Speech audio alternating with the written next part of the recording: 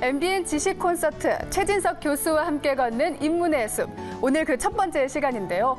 지금 우리 한국 사회에서 불고 있는 인문학에 대한 열풍 정말로 대단합니다. 그런데 이 인문학이 왜 좋은지, 어떤 도움을 주고 있는지, 또 이 시점에서 왜 이 인문학이 주목을 받고 있는지에 대한 해답은 명쾌하게 내릴 수가 없는데요. 그래서 오늘 이 인문의 숲에서는 그 인문학에 대한 그 거대한 벽을 넘어서 그 진가와 매력을 함께 알아볼 수 있는데 동행을 주실 분을 소개해드리도록 하겠습니다. 바로 이 서강대학교 철학과 최진석 교수님이신데요. 자, 그럼 지금부터 최진석 교수님과 함께 인문의 숲을 한번 산책해 보도록 하겠습니다. 큰 박수 부탁드립니다.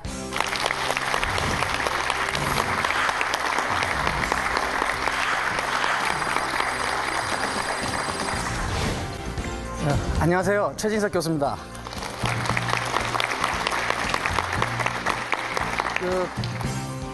인문학 하면은 여러분들은 어떤 생각이 드십니까?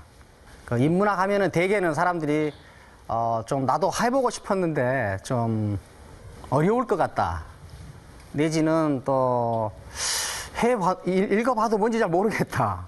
그리고 또 인문학 하면은 이제 경제적으로 어느 정도 풍요로워지고 생활도 안정되고 자식도 다 키운 다음에 우리가 좀 인생을 향유하고 그다음에 죽기 전에 내가 살았던 의미가 무엇인가 한번 되돌아보는 어떤 향유의 대상으로 보기도 합니다. 그래서 저는 이번 지식 콘서트 이 강연에서 인문학이라는 것의 정체가 무엇인가, 그리고 인문학이 우리한테 해줄 수 있는 것이 무엇인가, 그리고 인문학을 통해서 내가 어떻게 독립적 주체가 되는가, 내 삶의 주인이 되는가 하는 문제를 중점적으로 이야기하도록 하겠습니다.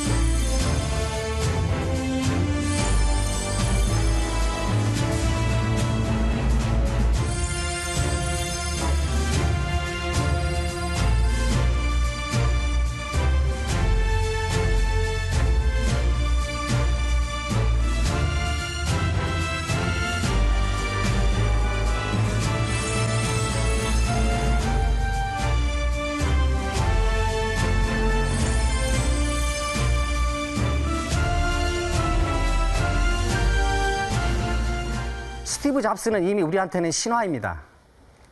이 신화의 내용은 무엇이냐? 바로 세기를 다르게 했다는 거예요. 스티브 잡스가 만든 전화기, 스마트폰은 전화기가 아닙니다. 스마트폰은 전화기가 아니에요. 단순히 통신을 하는, 커뮤니케이션을 하는 수단에 머물지 않고 손 안에다가 스티브 잡스가 세계를 가져다 줬어요. 인간이 자연이나 신 밑에 억눌려 있다가 자연이나 신을 이겨내서 나온 다음에 인간이 협동을 하기 시작해요. 집단을 이루어서 인간이 힘을 발휘했어요. 그러다가 인간이 이 집단에서 힘을 발휘하다가 과학기술 문명이 발전하면서 이 집단이 분화가 됐죠. 개인이 힘을 가지게 됐어요. 개인이 힘을 가지게 한 최초의 사건이 뭡니까? 그게 컴퓨터죠. 컴퓨터 한 대만 있으면 이 세계와 관계할 수 있어요. 한 사람이 컴퓨터 앞에 앉아서 이 세계와 맞짱을 뜰 수가 있어요. 그 이전에 인간은 반드시 힘을 합쳐야 힘을 발휘했지만 이제 인간은 혼자서도 힘을 발휘할 수 있는 조건을 가졌죠. 그 조건을 스티브 잡스는 더 발전시켰어요. 세계와 관계하는 이 메커니즘을 혼자 있는 인간은 손에다 갖다 줬어요.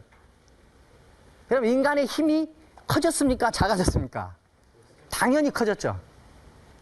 힘을 합쳐야 힘을 발휘할 수 있는 인간하고 세계를 손 안에서 다룰 수 있는 인간하고는 질적으로 다른 인간이 돼 있죠. 그럼 스티브 잡스는 어떻게 해서 인간을 전혀 다른 유형으로 만들어냈는가?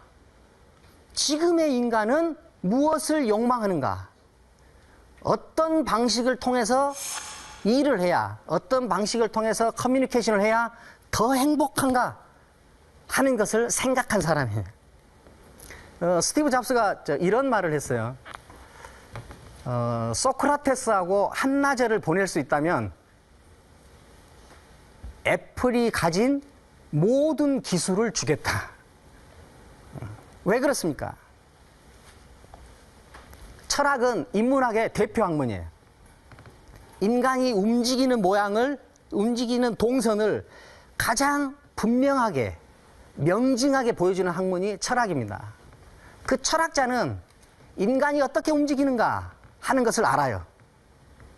그럼 스티브 잡스가 소크라테스를 필요로 하는 이유는 뭐예요? 인생을 향유하기 위해서입니까?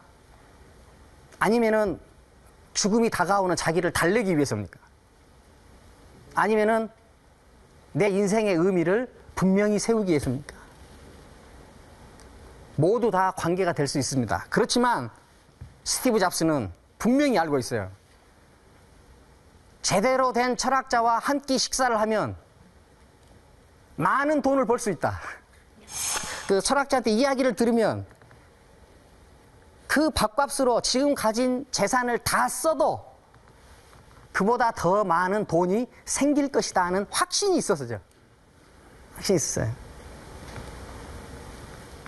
우리가 스티브 잡스의 신화를 접하면서 우리가 스티브 잡스가 어떻게 인문학적으로 기술을 개발했는가, 그 사람은 어떻게 인문학과 기술을 결합하는데 예술적 느낌으로 행위했는가 하는 것을 보는 것이 굉장히 중요할 것 같습니다.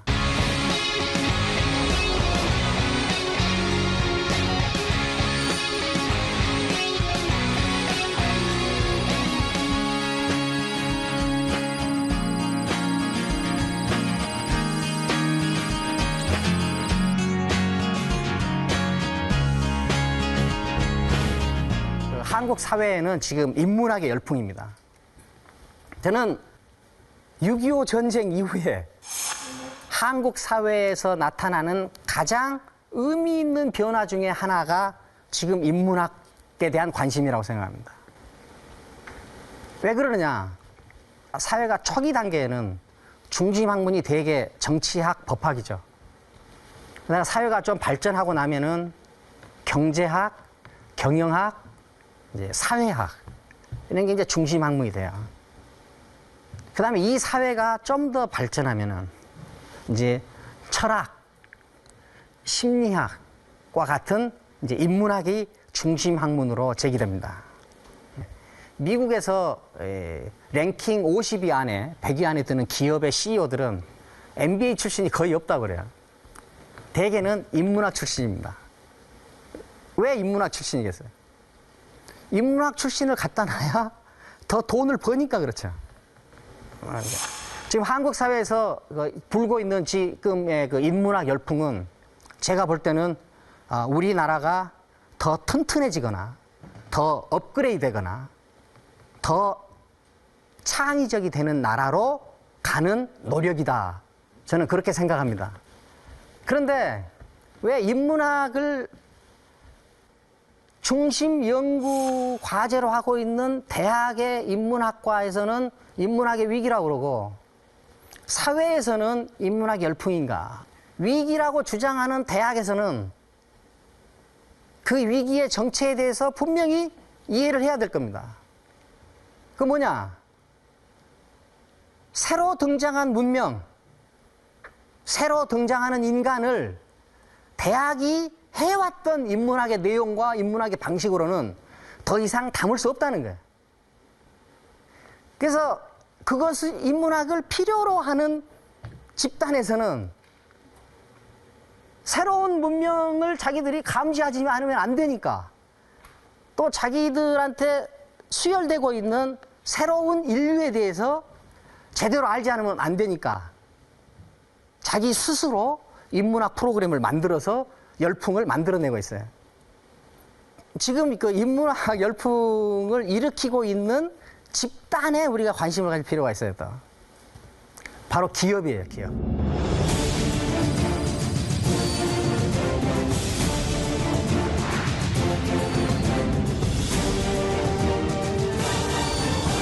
상인들이 왜 인문학을 필요로 하는가? 단순히 필요로 하는 게 아니라 왜 이 인문학 열풍을 일으키는 집단이 상인인가 하는 거예요. 대학도 아니고 정치인도 아니고 직업군 가운데 자기가 한 의사결정이 바로 자기의 성공과 실패를 결정해버리는 직군은 상인밖에 없어요. 상인밖에 없어요. 교수도 논문을 하나 엉터리 논문을 썼다. 그냥 3달만 그냥 눈 꼭 감고 3달만 견디면 돼요. 아마 쫓겨나지 않을 거예요. 정치인들 말할 필요도 없죠. 말할 필요도 없어요. 하는 일마다 잘못해도 계속 잘 먹고 살고 있죠. 양양국제공항, 무안국제공항 만들어놨죠. 지금 대표적인 실패 사례라고 그러잖아요. 양양국제공항을 입안하고 거기 적극적으로 만들어야 된다고 주장했던 사람들, 직업 잃은 사람 하나도 없을 거예요. 다 잘 먹고 잘 살아. 만약에 어느 기업이 어느 한 부서에게 어서 공항을 하나 만들어 봐라 그랬는데 그 부서장이 무한공항을 만들었어요. 그러면 이 부서장이 살아있겠어요? 못 살죠. 지금 한국에 있는 직군들 가운데 자기가 한 의사결정이 자기 승패를 바로 결정하는 것, 이거는 상인들밖에 없어요. 상인들은 이렇게 망하느냐 흥하느냐 이 경계선에서 항상 긴장하고 있기 때문에 상인들은 고도의 민감성 속에 있어요. 그래서 저는 이것을 뭐라고 표현하냐, 더듬이라고 표현해요. 더듬이. 상인들에게는 고도의 더듬이가 발전되어 있어요. 더듬이. 상인들은 그 고도의 더듬이가 유지되고 있기 때문에 이 더듬이를 가지고 이론적으로 정리되지 않은 상황에서라도 내가 어떻게 해야 된다, 무엇을 해야 된다 하는 것을 대개는 정확히 알아요. 학자들도 대개는 다 훌륭한 학자들은 딱 보면 알아요. 딱 보면 알아. 이 딱이라는 게 뭐냐? 이게 감각이에요. 이게 통찰이고 이게 더듬이에요. 지금 대기업들이 인문학에 관심을 가진 이유는 이제 대기업들이 이제 커져서 돈을 많이 벌었으니까 이제 인문학도 좀 발전시켜야 되겠다, 이런 아름다운 생각에서 나온 건 절대 아니고 바로 뭐예요? 자기들의 생존 때문이다. 자기들 생존 때문이다. 그런데 우리나라는 기업뿐만이 아니라 모든 분야에서 정치나 제도나 교육에서 모두 다 우리 스스로 우리 메시지를 만들고 우리 스스로 우리 비전을 만들어서 시행했던 건 아니죠. 우리만의 메시지나 비전으로 새로 조정되지 않으면 이 혼란이 오래 갈 것이다 하는 것을 누구나 인정할 겁니다. 모든 분야에서 다 한계에 도달했어요. 그런데 유독 기업인들만, 유독 상인들만 이 한계를 자신들이 느끼고 있다는 거예요. 이 더듬이를 좀 이제 고급스러운 표현을 하면은 우리가 통찰력이라고 할 수 있겠죠. 통찰력. 그렇죠. 인문학은 이런 통찰력과 관계되는 학문이다 하는 것을 이제 일단 말씀드리겠습니다. 그 인문학을 하는 목적은 인문학적 지식을 갖는 게 목적이 아니에요. 인문학적 지식을 갖는 것이 목적이 아니라 인문학적 활동을 할 수 있는 힘을 갖는 거야. 철학과에 와서 하는 거는 뭐냐? 생각하는 법을 배우는 거예요. 그런데 철학과에서 공부를 너무 열심히 하다 보면 내가 생각하는 법을 배우기 전에 다른 사람들이 생각한 결과들을 한번 먼저 보자 해가지고 4년이고 10년이고 공부합니다. 그런데 거기에 빠져서 지식의 늪에서 헤어나지 못하고 죽기 직전까지 자기는 생각하는 법을 배우지 못해요. 그러니까 생각하는 법을 배우기 위해서 철학과에 들어가서 졸업하고 나서는 생각할 줄 모르게 돼버리는. 물론 제 학생 중에는 이런 학생이 한 명도 없습니다. 없습니다. 인문학의 목적은 뭐냐? 인문학적 통찰력을 기르는 거다.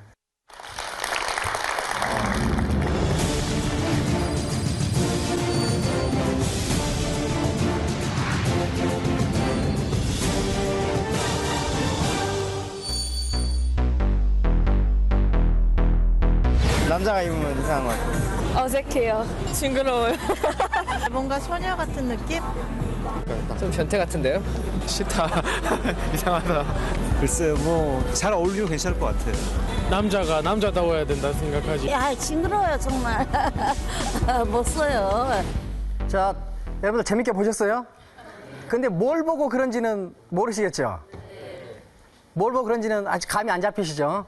여러분들 곧 보실 수 있습니다.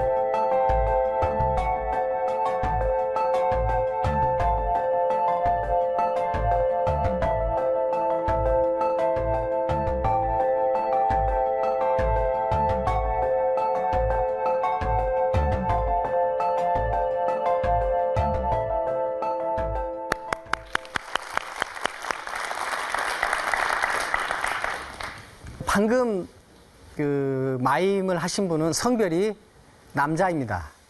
여러분들은 그러니까 여자처럼 꾸민 남자를 거리에서 마주쳤다.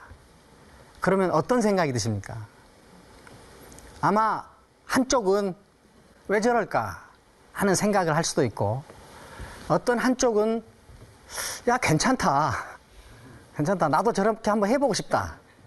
이런 생각이 들 수도 있죠. 예, 여기서 한 2분 정도는 해보고 싶다는 생각이 있는 것 같아요. 근데 이걸 이제 간추리면은 그걸 보고 좋다, 나쁘다죠. 여러분들은 어떤 생각이 드십니까? 여기서 손을 드시게 하진 않겠습니다. 영상을 하나 더 보고 이야기를 마무리하겠습니다.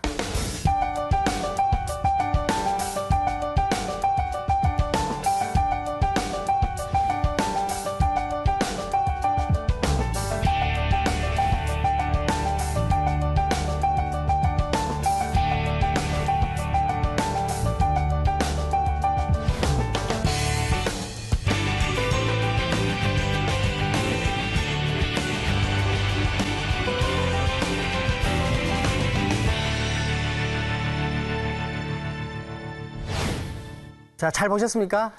네. 그 이전에는 익숙하지 않았던 주제들이 써진 책들이죠. 느림의 미학. 지금 부지런히 살아도 정신없을 판에 잘 될까 말까 한 판에 느리게 살라니 이런 생각을 하실 수도 있죠. 비움. 꽉 채워도 지금 제대로 다 안 차는데 뭘 또 비우라는 거냐. 또 야만에서 배운다. 지금 많이 배워가지고 이런 문명을 건설했는데 또 무슨 야만에서 배운다는 거냐. 그럼 그런 책들이 잘 팔리는 현상을 보고 여러분들은 어떤 생각이 드십니까? 인생 패배자들의 도피처라는 생각이 드십니까? 아니면은 야 정말 느리고 야만적으로 좀 게으르게 한번 살아봐야 되겠다 이런 생각이 드십니까? 여러분들은 첫 번째 그림에서 여러분들은 좋다 나쁘다 어느 쪽의 생각을 했는지 한번 마음속에 기억을 해 두시고요. 그 다음에 느림, 비우기, 게으름, 야만을 주제로 한 책들을 보고 자기는 어떤 생각이 드셨는지 한번 또 마음속에 담아보시기 바랍니다. 만약에 여러분들이 좋다 내지는 나쁘다 하는 둘 중에 한 가지 생각이 드셨다면 여러분들은 아직 리더로서 준비되지 않았습니다. 여기서 리더라는 말은 어떤 사회를 자기가 이끌고 어디론가 가는 사람, 이런 사람도 리더이지만 진정한 리더는 자기가 자기 삶의 주인이 되어서 자기 스스로 자기 삶을 끌고 가는 사람, 이 사람이 진정한 리더입니다. 자기가 자기 삶의 주인이 되어서 자기 삶을 자기가 끌고 가는 사람한테는 카리스마 생기고 향기가 나요. 대중들은 그 향기를 믿고 따라가는 겁니다. 여러분들이 둘 중에 한 가지 생각이 드셨다면 여러분들은 아직 내적으로 성숙한 주체력, 이것을 아직 갖추지 못했다 할 수 있어요. 리더로서 성장할 준비는 아직 되지 않았다. 여러분들은 좋다, 나쁘다라는 판단을 하셨으면 자기가 인문적 판단을 하는 것이 아니라 정치적 판단을 했다는 것을 아셔야 됩니다. 정치적 판단은 자기가 머릿속에 있던, 자기가 믿고 있던 신념, 이념, 가치관에 따라서 세계를 보는 거예요.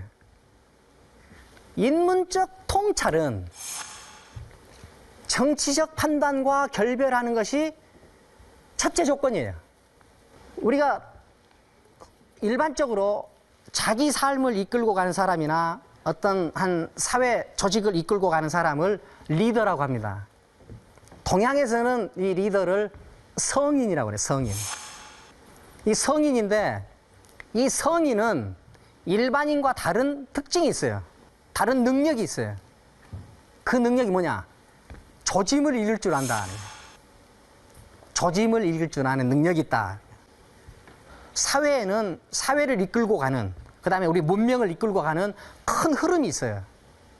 이 큰 흐름이 드러나는 현상, 그것을 조짐이라고 그럽니다. 그래서 이 조짐을 통해서 우리는 밑바닥에서 작동하고 있는 큰 흐름에 도달할 수 있어요. 그래서 조짐은 우리를 밑바닥의 큰 흐름으로 인도할 수 있는 하나의 중요한 단서죠. 인문적 판단을 하는 사람은 좋다, 나쁘다고 판단하지 않습니다. 좋다, 나쁘다고 대답하지 않아요. 한 5년 전이나 10년 전만 해도 저런 일이 불가능했는데 이 세계에 무슨 변화가 있어서 저것이 가능해졌는가 하는 질문을 해요. 인문적 통찰은 대답하는 데서 나오는 것이 아니라 질문하는 데서 열려요. 인문적 판단은 야, 어떻게 이런 주제들이 베스트셀러가 되나? 세상에 무슨 변화가 일어나고 있는가? 세계가 어떻게 달라지고 있길래 이런 주제의 책들이 서가에 꽂힐 수 있는가 하는 것을 질문하는 거죠. 질문하는 능력에서 인문적 통찰은 비로소 시작됩니다.